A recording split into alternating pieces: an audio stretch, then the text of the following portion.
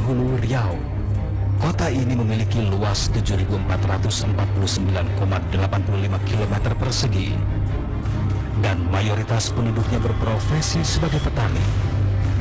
Saat kami tiba di kota ini, suasana agamis kental terasa.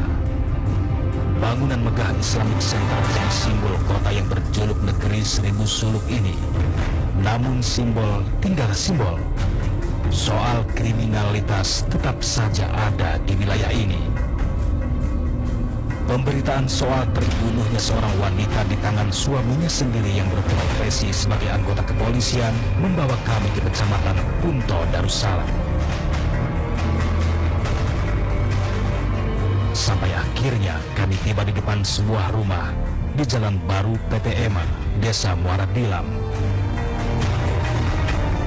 Sekitar sebulan lalu, ada peristiwa tragis terjadi di rumah ini.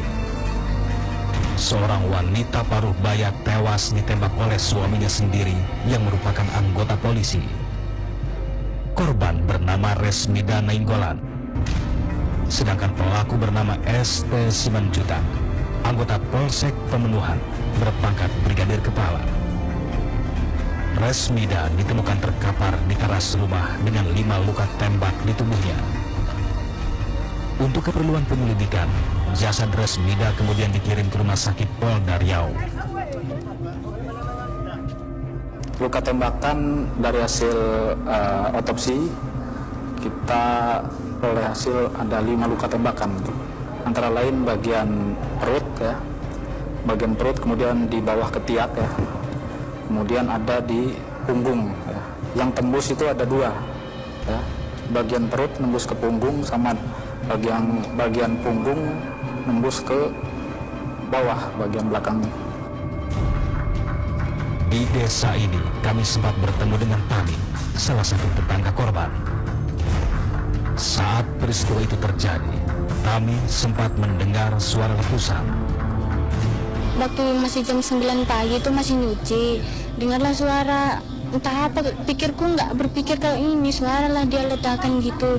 Tapi nggak berpikir kalau suara ini suara apa tembakan ini. Terus masih aja terus kan nyuci aja, bunyi kan dor gitu. Nah nggak sebentar nanti dor gitu 2 kali. Terus apa lanjut lagi lah dia. Tapi apa jarak dia nggak langsung dia ditembakkan langsung gitu enggak. Selain Tami, orang yang sempat melihat kejadian mengerikan itu adalah Sri Rohani. Sri masih ingat betul apa yang ia lihat saat itu. Saya kan ngantar anak saya sekolah, pulangnya mau tempat adiknya depan situ. Jadi tengok kok ibu itu manggil-manggil, entah manggilnya entah Mak Aska, entah Mak Wildan gitulah.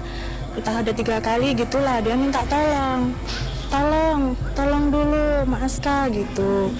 Jadi aku kan kaget gitu, kok ibu itu kok tergeletak minta tolong gitu. Jadi aku takut mau belok, langsung aku tempat adik tadi. Aku bilang sama adik, oh dek apa kok nih, itu ibu Kapol Pos itu kok minta tolong, ada apa dia, kenapa katanya. Melihat pemandangan yang cukup mengerikan, Sri pun meminta pertolongan warga. Kami langsung manggil warga Pak, langsung manggil warga. Warga datang, udah rame orang baru nengok. Iya. Terus apa yang Mbak lihat? Iya, nengok ibu itu udah berdarah-darah gitu. Cuma udah nggak bersuara ibu itu. Posisinya gimana? Dia posisinya waktu meninggal itu ya gini lah dia. Iya.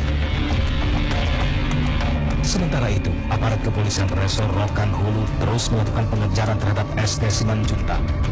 Sampai akhirnya anggota Polsek Pemenuhan ini ditangkap di Kabupaten Ketapang, Kalimantan Barat. Tersangka atas nama Sampeto Simanjuntak ya, pangkat Bribka, anggota Polri aktif, bertugas selaku Babin Kamtibmas ya di desa Kepenuhan. Lantas, kenapa Bribka ST Simanjuntak tega menghabisi nyawa istrinya sendiri? Dan apa motifnya?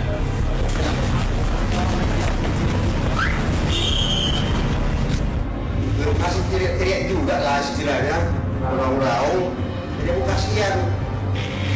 Tapi udah mulai tumbuh gitu. Nah itu aku tembak di sini nih. orang tembak mau kepala aja, di sini kan terakhir memang tempat kepala.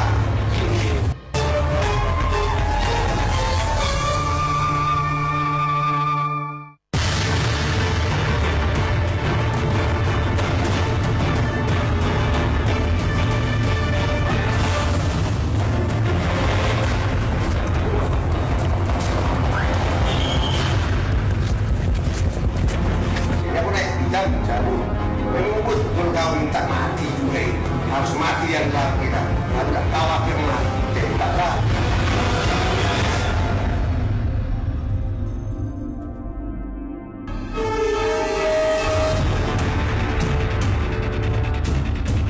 Kasus tewasnya Resmi dan Nainggolan di tangan Bribka ST Simanjuntak yang tak lain suaminya sendiri sempat membuat geger warga Rokan Hulu Riau.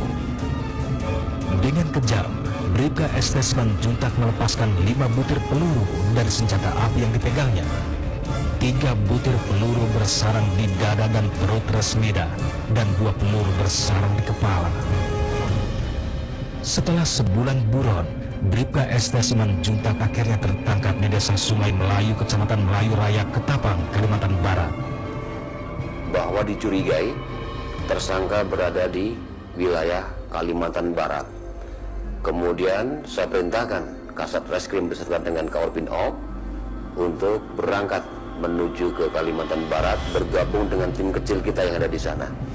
Ternyata alhamdulillah di desa Sungai Melayu, Kecamatan Melayu Raya, Kabupaten Ketapang, Kalimantan Barat, tersangka berada di ladang. Kemudian dilakukan pengepungan, terus kemudian dilakukan penangkapan. Menurut pengakuannya, usai mengeksekusi sang istri, Bribka ST Simanjuntak melarikan diri ke Jakarta dengan menumpang bus. Di Jakarta, ia sempat tinggal beberapa hari. Sampai akhirnya pelarian dilanjutkan ke Pontianak, Kalimantan Barat dengan menumpang kapal laut. Dan di Pontianak, Bribka ST Simanjuntak dijemput oleh kerabatnya menuju Ketapang. Dan di Ketapang, akhirnya pelarian Pak Polisi ini berakhir. Bribka ST Simanjuntak sengaja berpindah-pindah agar jejaknya tidak terlacak oleh polisi yang memburunya. Memang faktanya demikian, karena tersangka ini tidak menetap lama dalam satu tempat. Ini yang menyulitkan kita, mempersulit dalam hal penangkapan, karena dengan berpindah menggunakan jalan darat, otomatis penyelidikan itu harus mengetahui tempat-tempat terakhir dia singgahi. Kemudian kenapa kita bisa mengungkap ini? Ya karena kita rajin untuk selalu mengevaluasi di mana tempat-tempat dia bersinggah, dia tempat-tempat dia untuk bermalam, kemudian kita simpulkan. Bribka ST Simanjuntak terus dimintai keterangan terkait kasus yang menjeratnya. Kepada penyidik, ia mengaku nekat melakukan pembunuhan karena merasa sakit hati atas perkataan kasar istrinya. Kami itu udah tegang aja, jadi nggak ada apa titik temunya, nggak ada ngomong itu pun nggak ada, udah tinggi duluan kan gitu. Aduh, apa lagi gunanya aku sebagai bapak, sebagai kepala rumah tangga, asal sudah bercekak, bertengkar, mati kau, mati aku, itu aja sumpah terus. Harus mati salah satu kita, belum selesai persoalan. Minggu hari tiada tanpa lain terdekat. Jadi di rumah terus. Makanya 5 bulan terakhir dia datang, aku keluar. Aku tahu kan, oh dia masih di rumah ini. Pulang dinas, udah.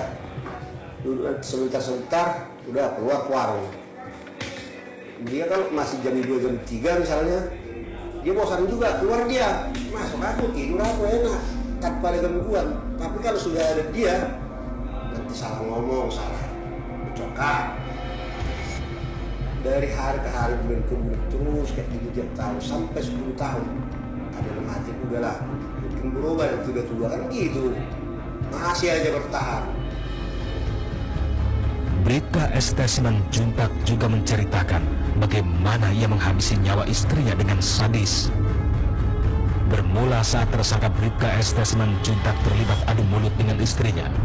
Saat itu Bribka ST Simanjuntak masih berpakaian dinas kepolisian. Nah itu tuh bertengkar juga di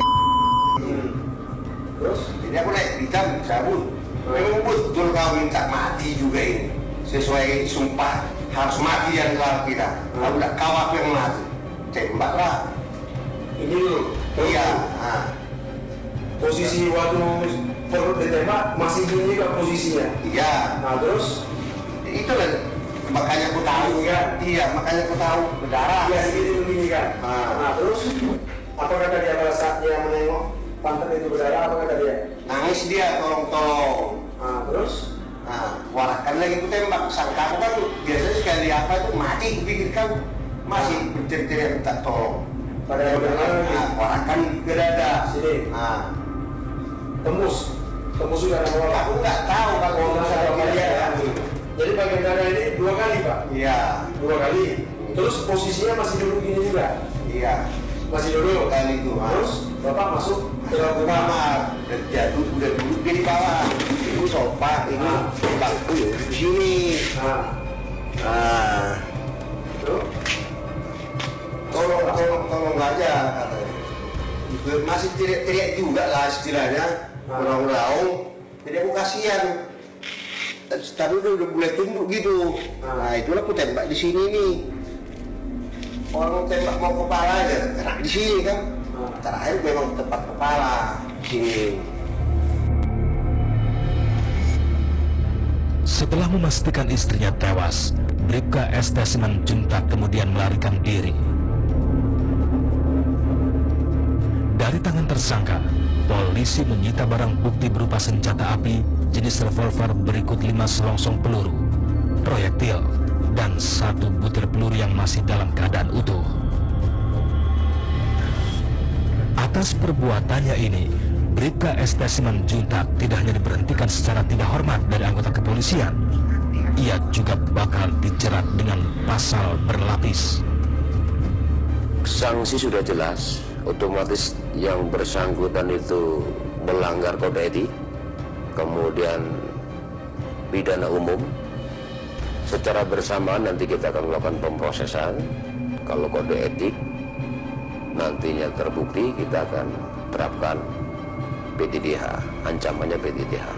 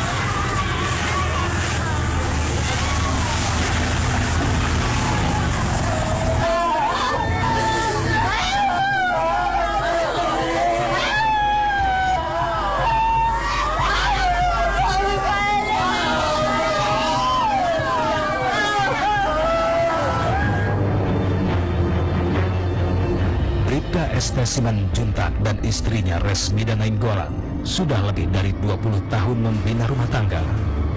Namun 10 tahun belakangan ini, kehidupan rumah tangga keduanya sudah tak harmonis.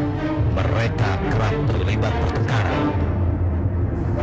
Pertengkaran antara ST Simanjuntak dan istri sepertinya sudah bukan rahasia lagi di kalangan teman kerjanya di Polsek Pemenuhan, termasuk Kapolsek Pemenuhan AKP Fatman. Sang Kapolsek sering mendengar cerita soal pertengkaran anak buahnya itu. 1 bulan sebelum kejadian, cuma dia pernah melaporkan sama saya bahwa HP-nya disandra oleh istrinya katanya, yang mana sehingga tugas saya dan sedikit agak apa, karena kita memoto berhubungan dengan masyarakat katanya, sehingga akhirnya saya panggil kedua pihak, baik si ST Simanjuntak termasuk istrinya saya kepanggil ke ruang ini.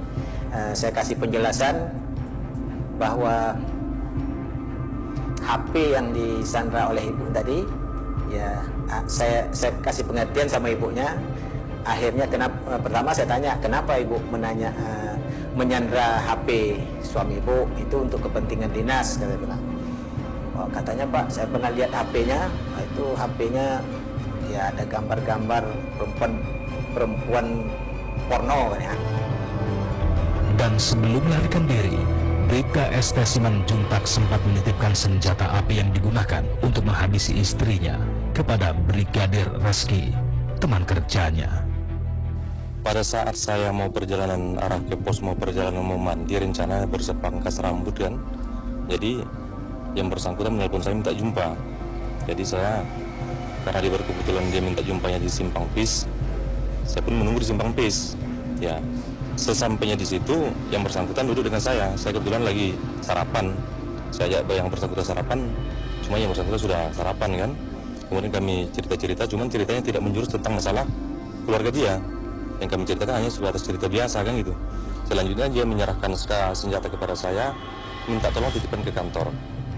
Nah, demikian selanjutnya dia langsung meninggalkan saya. Senjata api yang digunakan oleh ST Simanjuntak ternyata bukan senjata api miliknya. Ia baru menggunakan senjata api itu tidak kurang dari 2 pekan semenjak ia ditugaskan untuk menjaga sebuah bank. Tersangka ini sebetulnya tidak melekat senjata organik. Tersangka ini melaksanakan tugas pengamanan bank, kemudian prosedurnya pada saat setelah apel pagi yang bersangkutan mendapatkan surat perintah dari Kapolsek, kemudian mengambil senjata inventaris di Polsek. Kemudian setelah melepas kegiatan ataupun selesai dalam pelaksanaan pengamanan, senjata dikembalikan. Kalau saya melihat bukan spontanitas gitu, dia justru malah terstruktur ya gitu loh, karena secara tidak langsung dia melaporkan kembali hasil kejahatan itu dengan menyerahkan pistolnya gitu kan. Itu artinya dia sudah create gitu, sudah berencana kalau sampai terjadi kekesalan lagi atau apa ya dia tumpahkan, apapun yang terjadi ya terjadilah. Kami sedang perdalam. Memang untuk sementara ini pasal yang kami terapkan adalah 338 KUHP, menghilangkan nyawa dengan sengaja, dan pasal 44 Undang-Undang 23 tahun 2004, pasal 44 penghapusan kekerasan dalam rumah tangga. Akan tetapi kita akan perdalam lagi unsur-unsur perencanaan. Makanya dalam hal ini apabila memang nantinya terbukti unsur perencanaan, kita akan tambahkan pasalnya di 340. Sementara itu, keluarga korban Resmi dan Nainggolan menceritakan kepada kami bagaimana awal ia mendengar musibah ini. Itu kan waktu saya mau jemput anak sekolah, tiba-tiba ditelepon teman saya kan, tolong kesini dulu, kakakmu lagi sakit, katanya gitu. Tapi dia gak ngomong sakit apa, tak kira kayak biasa, sakit biasa kan. Ya nantilah aku mesti jemput anakku, ya cepatlah ya, katanya gitu. Itu tiba-tiba berapa menit kemudian datang lagi kan, teleponnya balik, datanglah cepat, kakakmu nih lagi sakit apanya rupanya, tak bilang gitu. Pokoknya datanglah. Tiba-tiba kan ada yang narikkan HP ini, tak siapa nggak tahu. Datanglah kakakmu lagi sekarat ini, mumpung masih bisa apa gitu. Makanya aku langsung ke sini. Sebenarnya salah satu sepupu korban, Marida Nainggolan, sudah mengetahui jika nyawa bibinya itu terancam. Namun ia tidak menyangka jika itu benar-benar terjadi. 2 hari sebelum kejadian, Bribka ST Simanjuntak sempat berkunjung ke rumah Marida dan mengancam akan terjadi sesuatu terhadap bibinya. Sebelum kejadian itu, paman saya datang hari Sabtu ke rumah.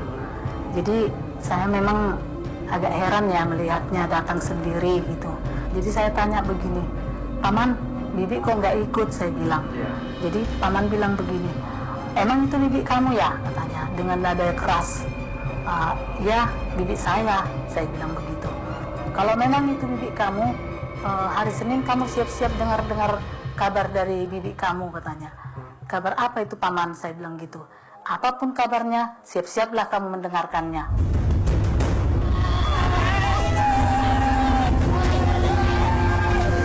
Kini Bribda ST Simanjuntak harus menjalani hari-harinya dari balik jeruji besi penjara sambil menunggu keputusan hakim.